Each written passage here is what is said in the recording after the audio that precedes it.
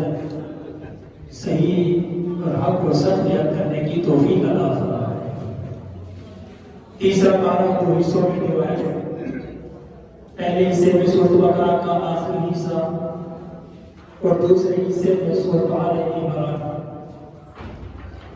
تیسرے پارے کی ابتدا میں اللہ رب العزت نے اس بات کا تذکرہ فرما دیا، انبیاء رسل پیغمبر تمام کے تمام اللہ کے برگزیدہ ہیں، لیکن تلک الرسل فضلنا بعضهم علی بعض، اللہ نے بعض کو بعض کے اوپر فضیلت دی ہے، مقام دی ہے، عزت دی ہے، رفعت دی ہے، بلندی دی ہے۔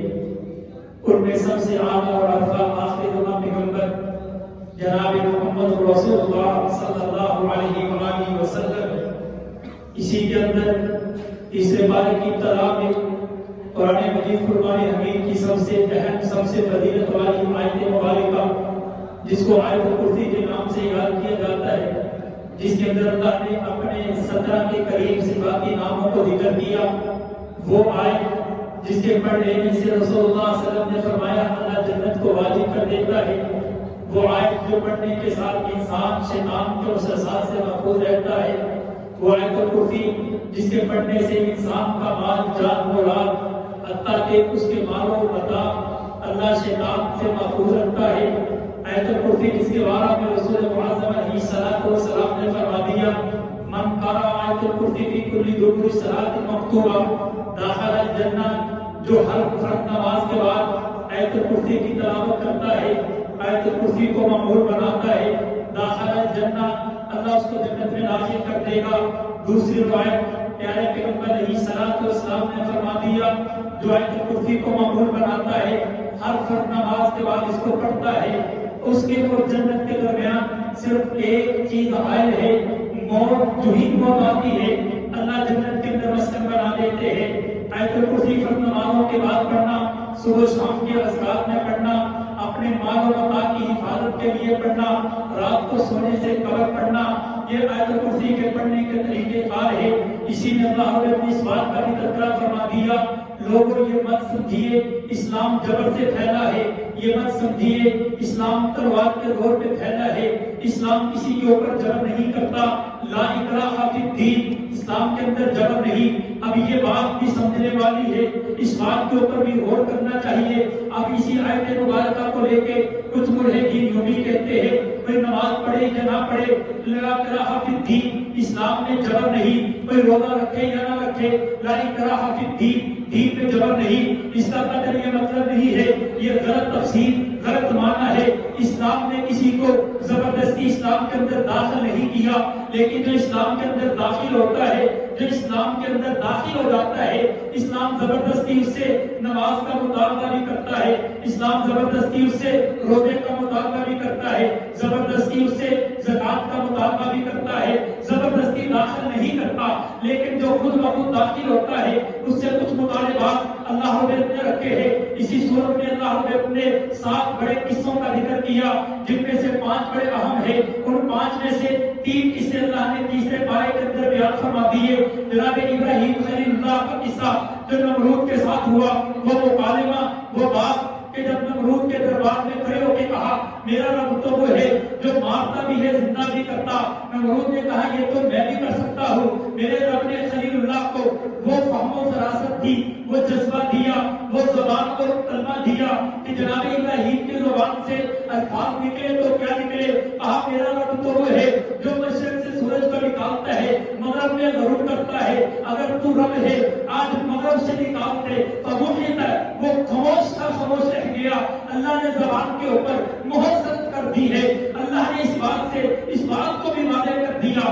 دلائل واحد کے پاس ہوتے ہیں، دلیل واحد کے پاس ہوتی ہے، عقل واحد کے پاس ہوتی ہے، فہم و فراست واحد کے پاس ہوتی ہے، لیکن عقل سے عالی، فہم و فراست سے عالی، دلیل سے عالی مشرک ہوتا ہے، اس کو دلیل نہیں، اس کو اپنی منمانی اپنے دل کی بات ہی لگتی ہے۔ اسی لیے اللہ نے اس بات کا بھی تذکرہ فرما دیا۔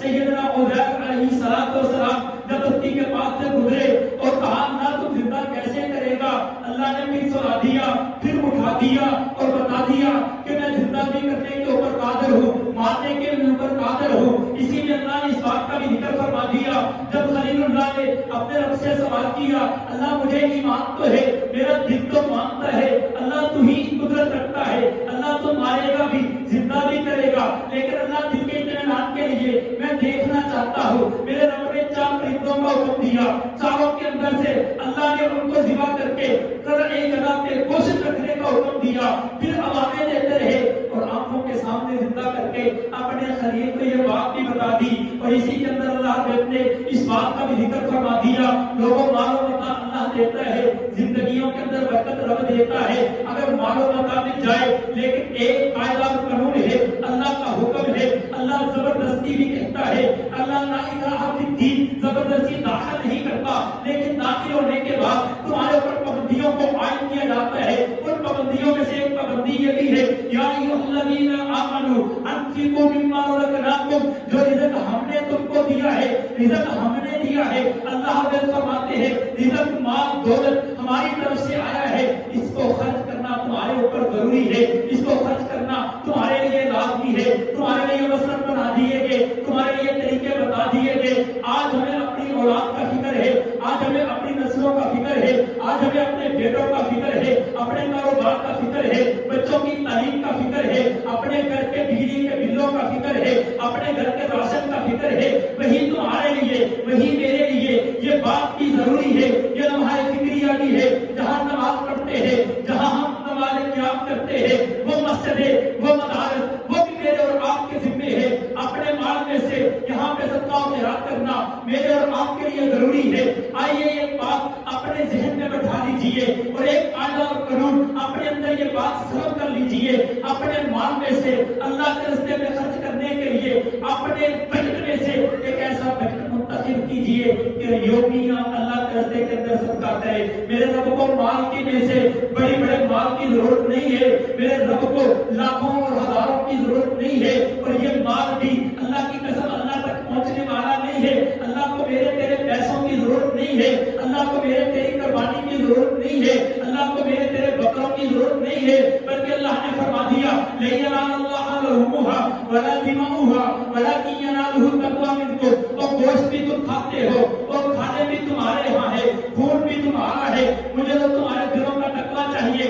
مال و دولت اگر میرے راستے میں خرچ کرو لگے گا بھی تمہارے اوپر، مسجدوں میں پنکھے بھی تمہارے لیے چلیں گے، اے سی بھی تمہارے لیے چلیں گی، بتیاں بھی تمہارے لیے چلیں گی، انتظام و انصراف بھی ہمارے لیے ہی ہوگا، لیکن تمہارا خرچ کرنا ضروری اس لیے ہے کہ اللہ نے اس کی مثال دے کے یوں بھی فرما دیا تم ایک خرچ کرو گے میں 7 والیاں نکالوں گا، 7 میں سے 100 سدے نکلیں گے، ایک خرچ کرنے والے کو اللہ 700 عطا کر دیتا ہے۔ میں بات یوں کرنے لگا تھا اپنے بجٹ میں سے یوں حصہ منتخب کیجئے۔ ہمارے استاد مدینہ کے جواب میں جب ہم سورۃ بقرہ کی آیتوں کو پڑھتے تھے تو ایک بات بیان کی اور کہا بچوں ایک بات کو اپنے ذہن میں بٹھا لو، اللہ کے راستے میں خرچ کرنے کے لیے ایک باکس بناؤ، ایک گلا بناؤ، ایک ڈبہ بناؤ، یومیہ اس کے اندر اپنا خرچ ڈال دیا کرو، مسجد کے نام کے اوپر، مدرسے کے نام کے اوپر، فقراء کے نام کے اوپر، وہ گلا، وہ صدقہ، وہ خیرات یومیہ کرنے کا فائدہ کیا ہوگا؟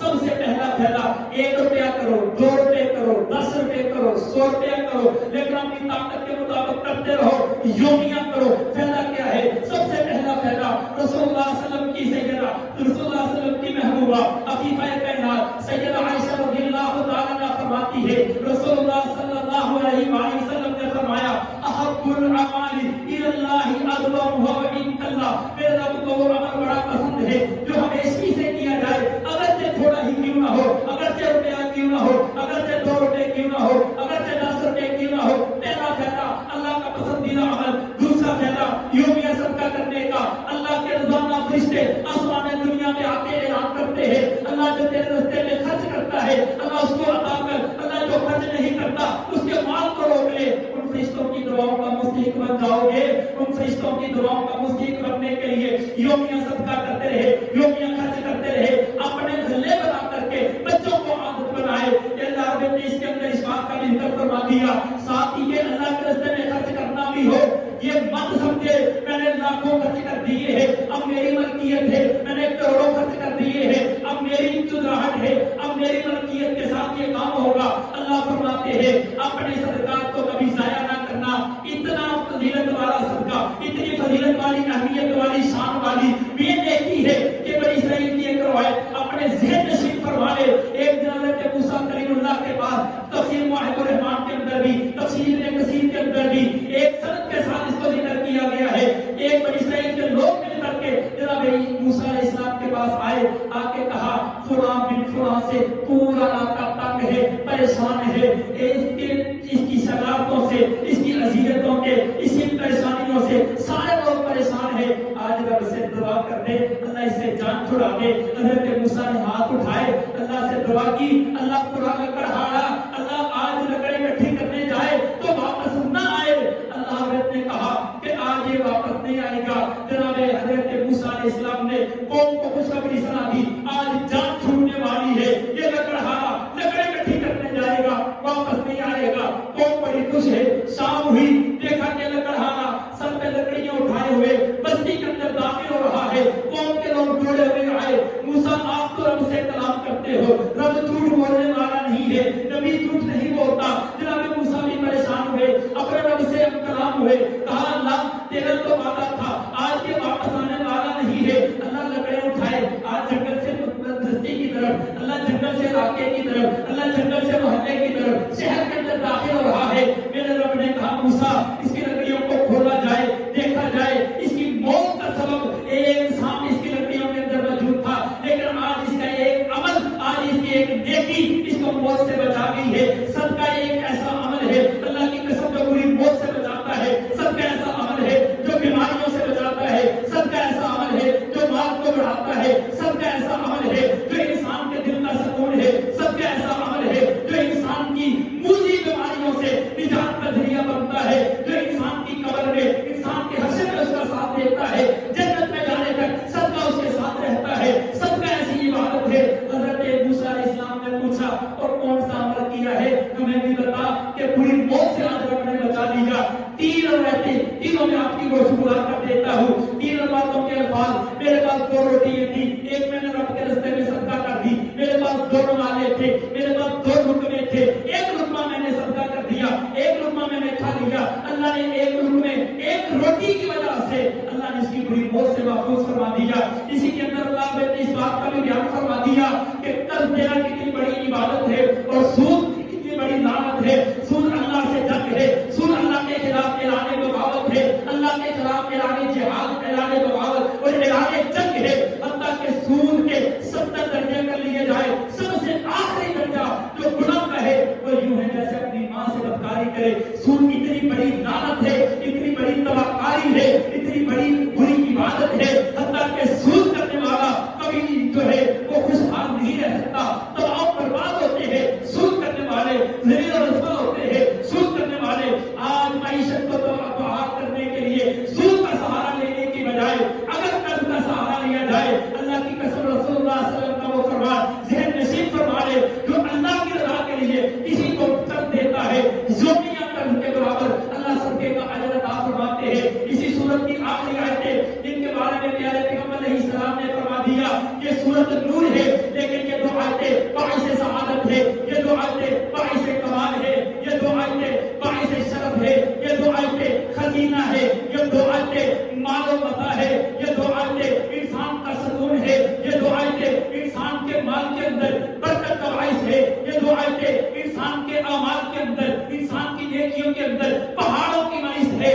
حضرت نعمان بن بشیر ترمذی کی روایت ہے, رسول اللہ صلی اللہ علیہ وسلم نے فرمایا زمین و آسمان بننے سے 2000 سال قبل اللہ نے ایک کتاب کو تحریر کیا, اس کتاب کے اندر ان آخری دو آیتوں کو تحریر فرما دیا. ساتھ ہی اللہ کے نبی علیہ السلام نے فرمایا من قرأ بآیتین من آخر سورۃ البقرہ فقال فی لیلۃ کفتاہ, جو بندہ رات کو سونے سے پہلے دو آیتیں پڑھ لیتا ہے اللہ پوری آیت سے کفایت, پوری رات سے اس کو عبادت سے کفایت کر دیتا ہے, اس کو عبادت لکھی جاتی ہے. حتیٰ کہ ایک روایت ہے اگر جسم کے اندر کلام ہے جو رات کو پڑھتا ہے اللہ 70,000 فرشتے اس کے لیے منتخب کر دیتے ہیں جو اس کے نام اعمال میں نیکیوں کو تحریر کرتے ہیں. اس کے آگے سورۃ آل عمران ہے. عمران حضرت مریم سلام اللہ علیہا, حضرت مریم کے نانا حضرت یحییٰ کے سسر حضرت مریم سلام اللہ علیہا کے والد اور حضرت یحییٰ رضی اللہ, حضرت زکریا بن یحییٰ علیہ السلام کے نانا,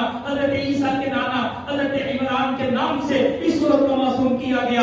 इसका सारा हिस्सा जो तीसरे पारे के अंदर है, वो वफद जब निजरान से ईसाइयों का वफद रसूलुल्लाह सल्लल्लाहु अलैहि वसल्लम के पास आया, आकर के कुछ सवालात किए। हज़रत रसूलुल्लाह सल्लल्लाहु अलैहि वसल्लम ने इनको सवालात के जवाब भी दिए, इनसे मुबाहले का ऐलान भी किया, दीन इस्लाम की तबलीग भी की। और इस सूरत के इब्तदाई हिस्से में अल्लाह ने बहुत सी चीजों को बयान फरमा दिया। सबसे इब्तदा के अंदर अल्लाह ने इस सूरत के अंदर इस बात का भी तज़किरा फरमा दिया कि लोगों मुश्तबहात से बच जाओ। आयात मुहकमात जो है, जो वाज़ेह आयात है, उनको पढ़ लिया करो। जो मुश्तबहात है उनको इल्म रब्बानी जानने वाले सवारे के आखिर के अंदर अल्लाह ने इसी सूरत के अंदर एक ही मुकाम के अंदर उलमाए रब्बानी का तज़किरा किया। उलमाए रब्बानी वो है जो आयत मुश्तबहात को जानते हैं, उनके मानी को जानते हैं, उनके मफ़हूम को जानते हैं। लोगों के इनके अंदर के अंदर फंसने की बजाय इनसे निकलने के रास्ते बताते हैं। इसी सूरत में अल्लाह ने इस बात का भी तज़किरा फरमा दिया, इन्ना दीन इंदल्लाहिल इस्लाम। लोगों अल्लाह के यहाँ अदियान तो बड़े हैं, आदम से लेके ईसा तक तमाम के तमाम दीन, तमाम के तमाम मज़हब, तमाम की तमाम शरीयतें, तमाम की तमाम नबूवतें अल्लाह की है। लेकिन अल्लाह की पसंदीदा नबूवत, अल्लाह की पसंदीदा शरीयत, अल्लाह की पसंदीदा दीन दीन इस्लाम है। अल्लाह यही दीन क्यों पसंद है? इसलिए अल-यौमा अकमलतु लकुम दीनकुम व अतममतु अलैकुम निअमती व रज़ीतु लकुमुल इस्लाम दीना। ये अल्लाह रब्बुल इज्जत ने कामिल भी कर दिया, मुकम्मल भी कर दिया। इसके अंदर अल्लाह ने हर चीज को बयान फरमा दिया। इसी सूरत में अल्लाह ने इस बात का भी तज़किरा फरमा दिया, लोगों हमने बादशाहत, हमने फजीलत, हमने मुकाम, हमने मर्तबा बनी इसराइल को दिया था। लेकिन उम्मत मोहम्मदिया के आने के बाद वो मुकाम और मर्तबा हमने उम्मत मोहम्मदिया को दे दिया। रसूलुल्लाह ने फरमा दिया, मैंने ख्वाब के अंदर एक बहुत बड़ा लश्कर देखा। मैंने कहा कि शायद मेरी उम्मत हो, बताया गया नहीं ये मूसा की उम्मत है। फिर उससे भी बड़ा लश्कर देखा, मैंने कहा शायद ये मेरी उम्मत हो, कहा नहीं ये ईसा की उम्मत है। फिर मैंने बहुत बड़ा लश्कर देखा, कहा सौद आदम को देखा, फरमाया ये उम्मत मोहम्मदिया है। प्यारे पैगंबर ने फरमा दिया, मेरी उम्मत की फजीलत तो ये है कि अल्लाह रब्बुल ने 120 सफ़े जन्नत की है, जिनमें से 80 सफ़े अल्लाह ने उम्मत मोहम्मदिया के नसीब में रखी है। बल्कि रसूलुल्लाह ने यूं भी फरमा दिया, यूं समझिए एक सुबह से लेकर ज़ोहर तक मेहनत मशक्कत करता है और मेहनत करने के बाद चला जाता है। वो यहूद की कौम है, ज़ोहर से असर तक दूसरा मेहनत करने वाला मेहनत करता है, उजरत नहीं मिली लेकिन चला गया। तीसरा आने वाला आया, असर से लेके शाम तक उजरत की मेहनत की, उसको उसकी मेहनत की उजरत भी दे दी गई। उसी की नहीं बल्कि सारे दिन की उजरत दे दी गई। ये मेरी उम्मत मोहम्मदिया है। अमल कम करते हैं अल्लाह अजर ज्यादा देते हैं। एक रात की इबादत करते हैं अल्लाह 10 महीने की इबादत से अल्लाह बेहतर बना देते हैं। अल्लाह ने इसी सूरत के अंदर इस बात का भी तज़किरा फरमा दिया, ऐ महबूब पैगंबर आप बता दीजिए, हर कबीले ने, हर मजहब ने, हर फिरके ने, हर लोगों ने अपना अपना मेयार बना लिया है। किसी ने कहा अल्लाह से मोहब्बत करनी हो तो बुतों की इबादत करो, किसी ने कहा अल्लाह से मोहब्बत करनी हो तो ईसा को अल्लाह का बेटा कहो, किसी ने कहा नहीं नहीं ये बात गलत है, अगर अल्लाह से मोहब्बत करनी है तो उज़ैर को अल्लाह का बेटा कहो। कहा नहीं नहीं, ना यहूद सही है ना नसारा सही है, अगर अल्लाह से मोहब्बत करनी है ये तुम कहो कि अल्लाह तुमसे मोहब्बत करे तो फरिश्तों को अल्लाह की बेटी मान लो। अल्लाह ने कहा महबूब पैगंबर आप ये ऐलान कर दीजिए ये तीनों झूठे हैं, अल्लाह की मोहब्बत कैसे मिलेगी? कुल इन कुंतुम तुहिब्बूनल्लाह फत्तबिऊनी युहब्बुकुमुल्लाह। अगर अल्लाह की मोहब्बत चाहते हो तो मेरी इत्तिबा करो, मेरी फरमाबरदारी करो। साथ इस बात का भी ऐलान कर दिया, अल्लाह रब्बुल फरमाते हैं ऐ महबूब पैगंबर आप ऐलान कर दीजिए, आप ये वादे कर दीजिए, कुल अतीउल्लाह व रसूल, तुम्हारे लिए अल्लाह अल्लाह के रसूल की इताअत है। फइन तवल्लौ, अगर एराज किया, अगर मुंह फेर लिया, अगर पीठ फेर ली, अगर किसी बात पे अल्लाह अल्लाह के रसूल के बात को न माना तो बात याद रख लो, फइन्नल्लाह ला युहिब्बुल काफिरीन। जो अल्लाह अल्लाह के रसूल की बात को नहीं मानता वो काफिर तो हो सकता है, मुसलमान नहीं हो सकता, वो मुनाफिक तो हो सकता है, वो फासिक तो हो सकता है, वो फाजिर तो हो सकता है। मोमिन बनने के लिए अल्लाह अल्लाह के रसूल की बात को मानना जरूरी है। आगे हज़रत मरियम सलामुल्लाहि अलैहा की विलादत व सआदत का किस्सा अल्लाह ने बयान कर दिया, जिसकी तफसील हम इंशाअल्लाह अज़ीज़ सूरत मरियम के अंदर बयान करेंगे। इसीलिए ये बात भी बयान फरमा दी, लोगों को औलाद नेक होने के लिए ये सबसे बड़ी अलामत ये है कि वालिदैन की नीयतें, वालिदैन की मुरादें नेक हो, अल्लाह औलाद को नेक कर देता है। जनाब मरियम की वालिदा ने नियत मानी थी, अल्लाह جو بھی میرے پیٹ کے اندر ہے میں تو بیت المقدس کا خادم بنا دوں گی. اللہ نے پھر مریم سلام اللہ علیہا کو ساری عالمین کی عورتوں کے اوپر فضیلت دی ہے. اللہ نے اسی صورت میں اس بات کا بھی اعلان فرما دیا, اے محبوب پیغمبر آپ اعلان کر دیجئے, قل تعالوا ندعو ابناءنا وابناءکم ونساءنا ونساءکم وانفسنا وانفسکم ثم نبتہل, پھر ہم جو ہے مباہلہ کریں گے, فنجعل لعنت اللہ علی الکاذبین, اور اللہ سے یہ دعا کریں گے اللہ جو جھوٹا ہے اس کے اوپر لعنت کر دے. اسی صورت میں اللہ نے اس بات کا بھی تذکرہ کر دیا, ہم نے موسیٰ کو جو نبوت دی ہے, ہم نے عیسیٰ کو جو نبوت دی ہے, ہم نے ابراہیم کو جو نبوت دی ہے, بلکہ ہمارا اعلان یہ ہے ہم نے تو عالم ارواح کے اندر محفل و مجلس لگا کر کے ان سب سے رسول اللہ کی نبوت کا اعلان کروا دیا, سب سے اقرار کروا دیا, اور ہم نے کہا کہ اقرار کرتے ہو ہم بھی اس کے اوپر گواہ ہیں. اسی لیے اللہ نے اسی سے بارے میں اس بات کا بھی تذکرہ فرما دیا کہ لوگوں اپنے آپ کو ابراہیمی کہنے سے ابراہیمی نہیں بن سکتے. ابراہیمی بننے کے لیے ایک موحد, ایک رب کو ماننا ضروری ہے. اسی کے آخر میں اللہ نے اس بات کا بھی اعلان فرما دیا, جو بار بار یہ کام کرتے ہیں پھر توبہ کے لیے بھی آئے, اللہ جب توبہ کا دروازہ بند کر دیتا ہے پھر ایسے لوگوں کی توبہ کو بھی اللہ قبول نہیں کرتا. یہ چند ایک چیز ہے جو اللہ نے تیسرے پارے کے اندر بیان کی ہے. اللہ سے دعا ہے اللہ نے ہمیں صحیح معنوں میں قرآن سمجھنے اور سمجھانے کی توفیق عطا فرمائے, اللہ سیکھنے اور سکھانے کی توفیق عطا فرمائے. اللہ جو بات کہتے ہیں سب سے پہلے میں اپنے آپ کو اللہ اس کے اوپر عمل کرنے کی, اللہ پھر اپنے بھائیوں سے یہ نصیحت کرتا ہوں اللہ ان کے اوپر عمل کرنے کی اللہ توفیق عطا فرما. اللہ جو مال نے دیا ہے اپنی راہ میں خرچ کرنے کی توفیق عطا فرما. اللہ جو زبان دی ہے اسے اپنا ذکر کرنے کی توفیق عطا فرما. اللہ جو رمضان دیا ہے اس سے برکت سمیٹنے کی سعادت عطا فرما. اللہ جو سنتے سناتے ہیں اسی کے مطابق عمل پیرا ہونے کی توفیق عطا فرما. وآخر دعوانا الحمدللہ رب العالمین.